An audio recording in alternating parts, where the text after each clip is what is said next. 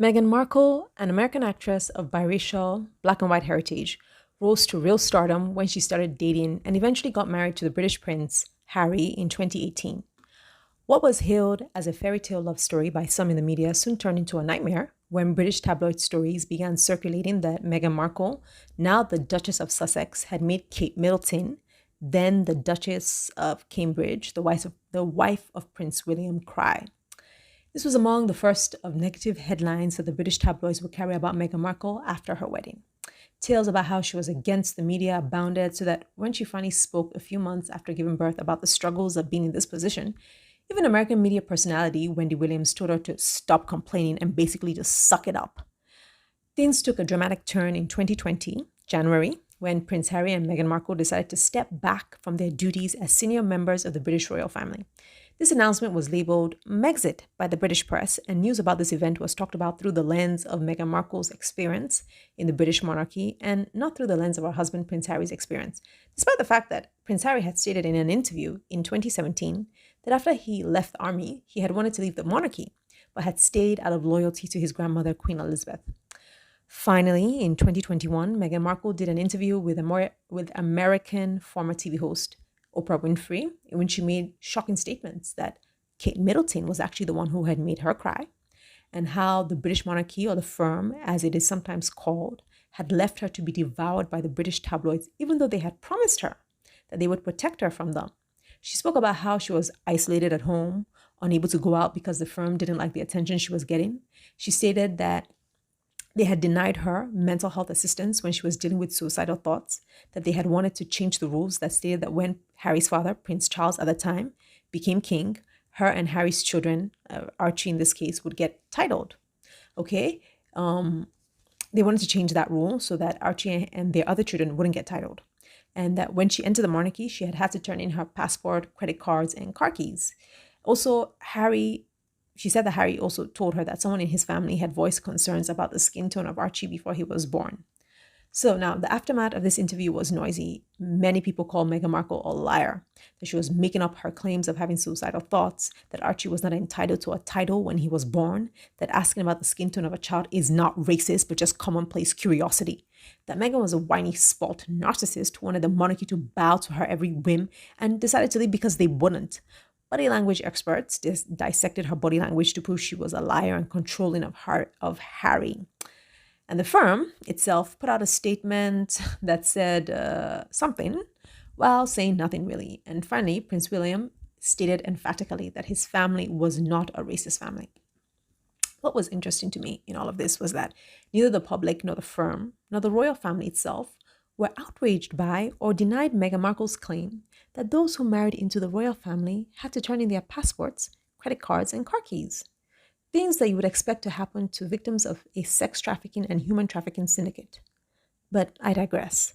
In 2022, correspondence between Meghan and an official of the firm who seemed to be coaching Meghan to write a letter to her estranged and front-stabbing father to stop his front-stabbing was presented to the British court by that official, I believe, or it may have been another official, but I think it was that official.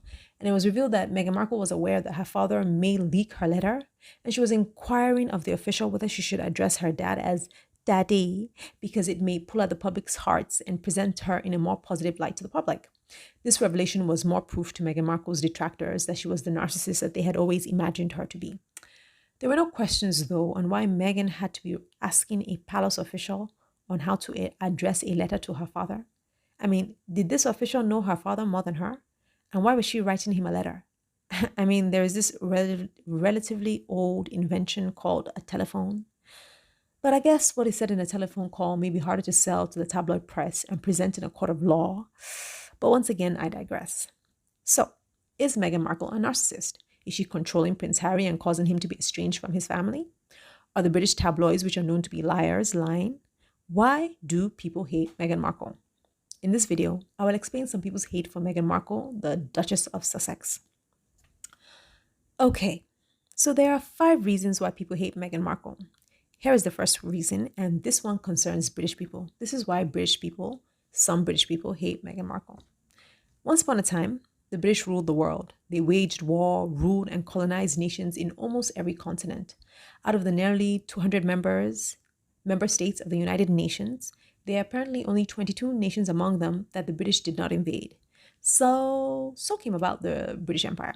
Like the empires of old, the Byzantine Empire, the Babylonian Empire, and the Roman Empire, to name a few.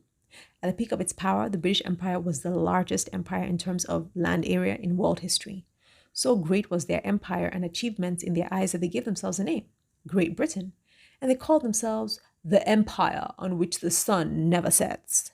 Till date, the influence of the British Empire, that is the English language, British culture, British legal and political system, can be seen around the world. And this, by the way, this empire lasted like over a century. However, in 1776, one of Great Britain's colonies rebelled, threw off the British yoke, and formed for themselves a country. This former colony called themselves the United States of America. Like is the case for all empires except one, they must all come to an end, which is what happened to the British Empire after the European Wars, or otherwise known as the World Wars, the two world wars that happened between 1914 to 1945.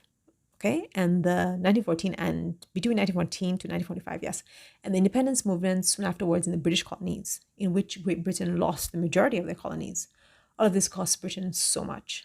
The empire crumbled, and Great Britain had to acknowledge that the sun had finally set on their empire.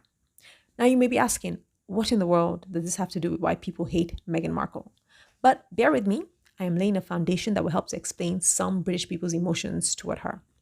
Okay, so while the British Empire was collapsing, the sun was rising on another empire, the American Empire, and it was rising fast. America began and continued to prove their dominance with the creation of nuclear bombs, planting their military bases around the world, going into space, landing on the moon, did they? And interfering in other countries' governments. Okay. Even more powerful was the pervasion of American culture through their media and entertainment industry, which has held the world captivated till today. Like American music, film, sports, actors, singers, athletes, socialites, etc., are known and followed all over the world. America's movie industry is so great that it even has a name, Hollywood. American media is a powerhouse, like millions of people around the world have been held captive in its clutches.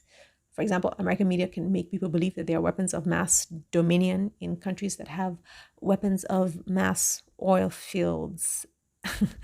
In fact, if you're not British and I would ask you to name a British actor, you most probably would be able to name at least 5 of them offhand. However, if I were to ask you to name a British actor that has never acted in an American movie or an American finance movie, you probably wouldn't be able to name 2. And they exist, by the way. This is because for British actors to get famous around the world, they have to go to America, Hollywood. Even the British franchise James Bond is financed by America. American celebrities are treated like royalty around the world. Now, I know some people say that, oh no, the Harry Potter movies, the actors there, they got famous and all, and they never went to America. Yeah, but Harry Potter was financed by America, okay? It's a Hollywood financed film series. So all in all, America has surpassed in many things the once Great Britain, their former colonial masters. How do you think the British felt about this? How do you think the British, who at one point called themselves Great Britain, felt about this dramatic change of fortunes? How do you think they felt and feel about America, who they have needed, especially during the European World Wars, and continue to need? How do you think they feel about the American systems, media, culture, and the American version of the English language having surpassed theirs in terms of world influence?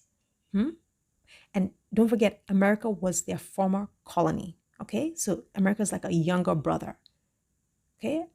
How do you think they felt? I think they feel and they felt jealous of America.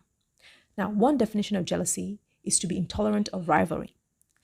I feel and I sense this underlying jealousy within British society toward America and Americans because in the game of rivalry, America has won. They now hold a position that Britain once held. And especially because of America's media, like Hollywood is so powerful. It has a worldwide influence. Think about it. How would you have felt in high school if you were the star student or star athlete or star actor in the drama club or the prettiest girl in school? And then one day a new student comes and they surpass you. And like they become the star student, the star athlete, the most beautiful girl in school. Like, how would you feel about this new so-called star? Jealous, right? Okay, now disclaimer. First, there are British people who do not subscribe or engage in this jealousy. Absolutely. There are some of you British people listening to this who feel, oh, I am not jealous of Americans at all. And sure, I believe you. It is possible for a few people to be unaffected by an emotion that is tied to their national identity. But please do not pretend that there isn't an underlying current of this jealousy in British society toward Americans, even if you are unaffected by it. And it is visible for non-British and non-American people like myself and others to see. Secondly, this jealousy doesn't manifest as some British people going about saying, oh, we're so jealous of Americans. No. This jealousy often manifests as a disdain, contempt, derision for things American, a scornful and critical way of speaking about American media and Hollywood, a need to put oneself as superior over Americans, a condescension. It's in the tone they use many times when they talk about Americans. Now, if you don't believe me about this jealousy, no problem. Just go and read Nigerian writer Chimamanda Adichie's book, Americana. Read the section in which the Nigerian male protagonist has a stint in Britain. And at a dinner, him and others discuss this very jealousy I have told you about. Better yet, go and read the fiction series Eden Hall by British writer Veronica Heley, which is set in present-day Britain. Read the third or the fourth book in the series, in which the British female protagonist states that American women don't have the natural class to truly fit into British royal society, even though they try so hard. It must be because of how they smile, she muses. Right? Even better, go watch British actress Emily Blunt speak about how her American husband, was badly treated by British people when he went about in Britain with a baseball cap. Her words were, take your baseball cap off. No one wears baseball hats in England. You look so American. In fact, watch the whole interview. She acknowledges the disdain the Brits have for Americans. And finally, in another interview with Emily Blunt, this is with Graham Norton, the British talk show host, right? He asked Emily with like a disdainful curl to his lips whether her half British and half American children were American children. Okay, I will link all this evidence of this British jealousy toward Americans in the description box. Okay, so all in all, America has surpassed the once Great Britain, their former colonial masters. The Americans have taken over everything. Remember this phrase, the Americans have taken over everything. Except one thing. There is one area that the USA has not and cannot surpass Britain in. This area is the British monarchy.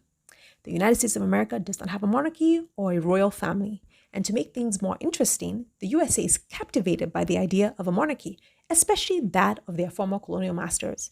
And it certainly helps that these two countries speak the same language.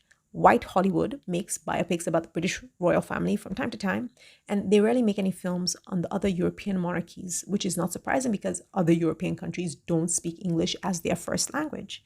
And then to top it all off, Americans view the British accent as posh and smart and just on a higher level than the American ones. In fact, whenever Hollywood decides to make a fantasy film that is set in a fantasy, non-existent, I repeat, non-existent world, in the minds of the American casting directors, the characters must all have a British accent because somehow, some way, Britain, a real kingdom, exists in fantasy worlds, unreal kingdoms.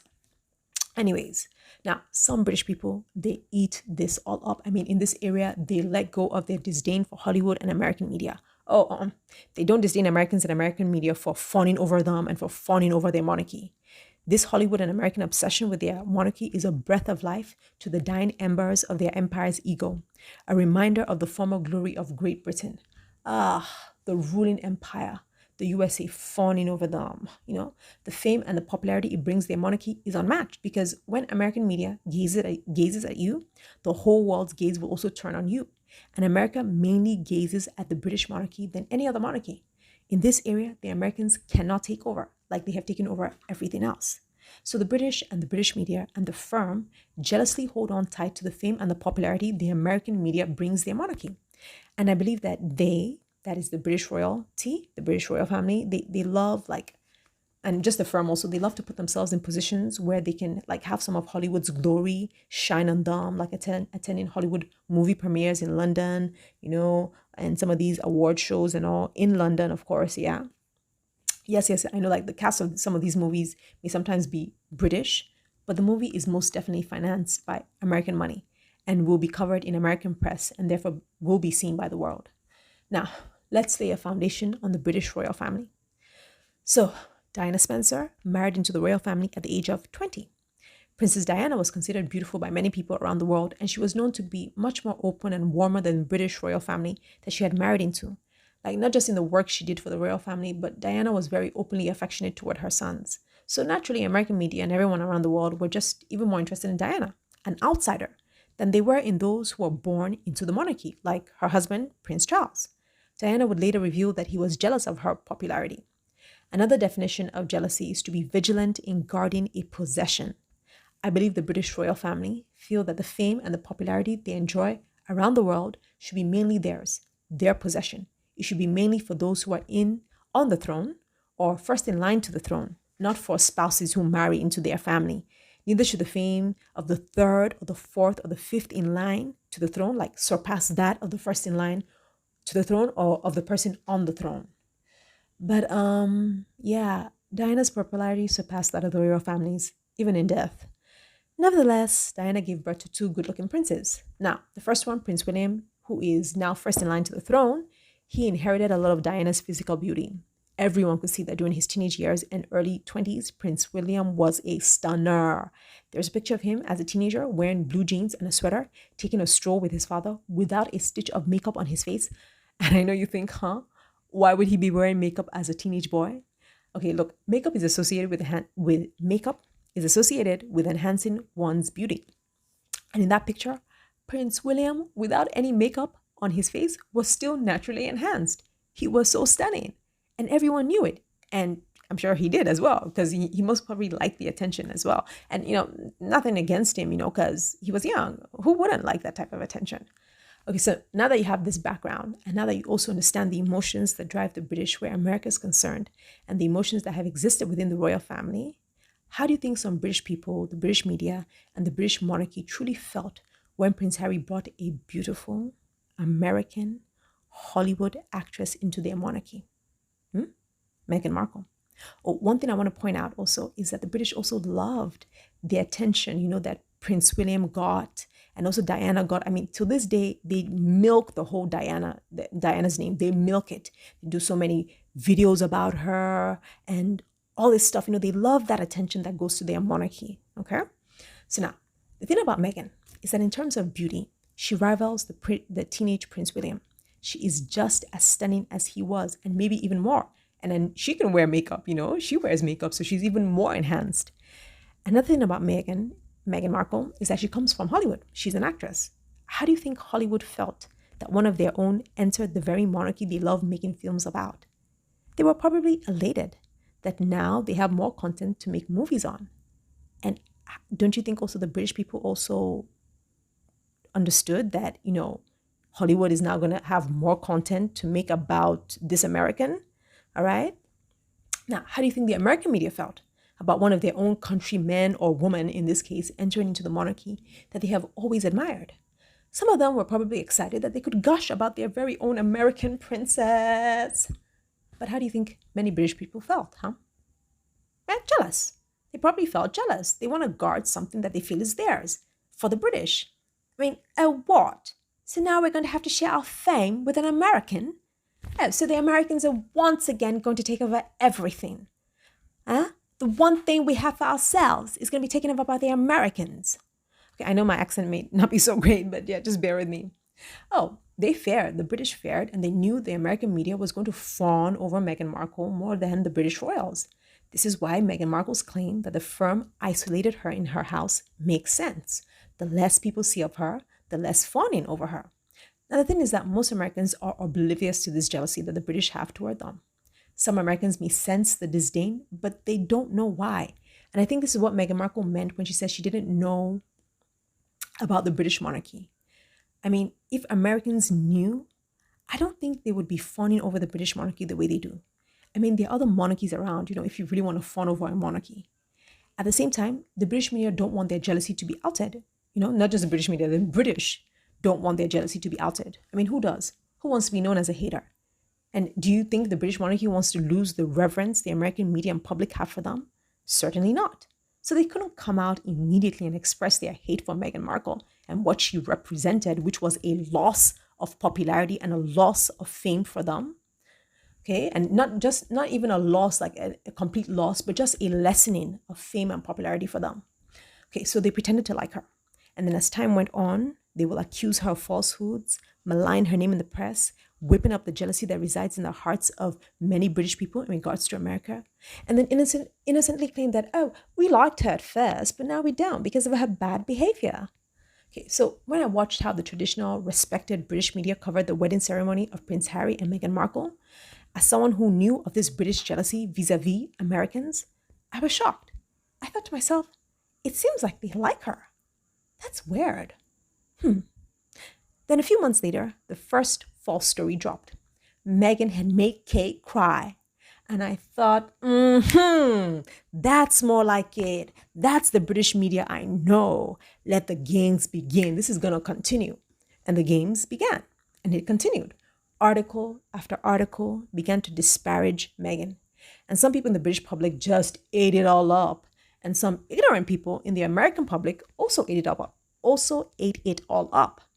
I always laugh when I think of how ironic it is that some Americans who are very proud to be Americans, they go along with the British hate of Meghan Markle. It's like they don't see that, no, they don't like her because she's American. Okay? Maybe they think the British wouldn't have hated them if they were in Meghan Markle's shoes, but yeah, I mean, remember Emily Blunt's husband? Go listen to what he said about how he was treated, and he's white. Okay? He's a white male. Some British people will tell you that this has nothing to do with why, Meghan being an American has nothing to do with why they hate her. But listen, if you're an American or a non-American, go and look at the evidence I have put in the description box. There are other people who have noticed this jealousy of the British toward the Americans, the American media, and the Hollywood power machine. Okay? Start to pay attention to the way the British talk about these things. Listen to the slight to extreme disdain they have in their tone when speaking about Americans and about Hollywood, and you will see that there is a jealousy. Okay, so now you know why some people, the British in this case, don't like Meghan Markle. Here ends part 1 of why some people hate Meghan Markle. If you hate Meghan Markle and you are not British and you didn't see yourself in what I have just explained, don't worry, I'm getting to you, your turn is coming. All right, thank you for watching. Please like this video, share, comment, and subscribe to my channel for more in this series and other interesting musings coming your way. Bye.